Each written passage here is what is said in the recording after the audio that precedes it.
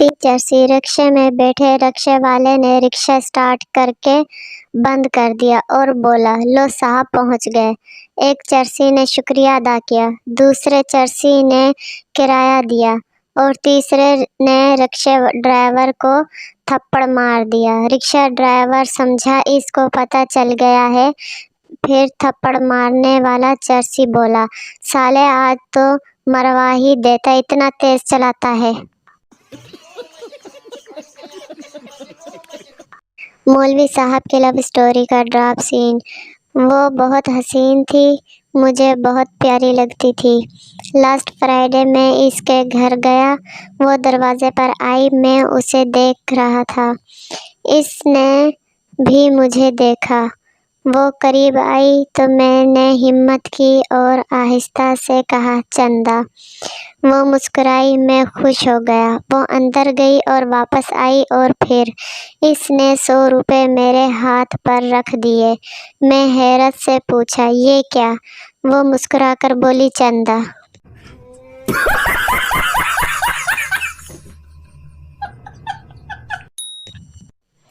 عقل بادام کھانے سے نہیں آتی بلکہ دھوکے کھانے سے آتی ہے، اور میں نے اپنی اس مختصر سی زندگی میں ہمیشہ دھوکے کھایا ہے۔ مثال کے طور پر سیب، انگور، کھجور، امرود، آم، ناشپاتی وغیرہ سب دھوکے کھائے ہیں۔ آپ بھی دھوکے کھایا کرو۔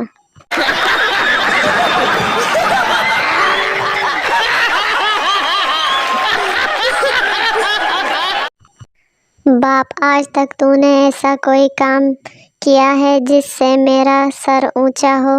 پپو، ایک بار آپ کے سر کے نیچے تکیہ لگایا تھا، بھول گئے؟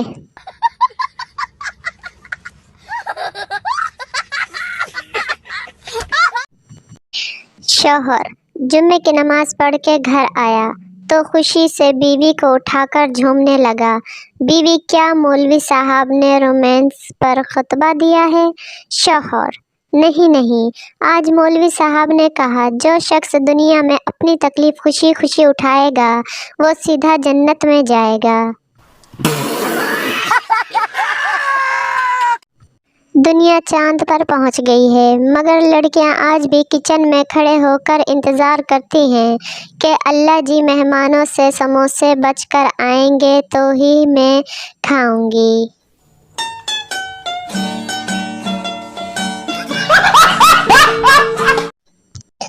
پاپا، میں نے خواب میں دیکھا کہ میرا ایک پیر زمین پر اور دوسرا آسمان پر ہے۔ باپ، اس طرح کے خواب مت دیکھا کر بیٹا، کسی دن اپنی شلوار پھاڑ لے گا۔ نہیں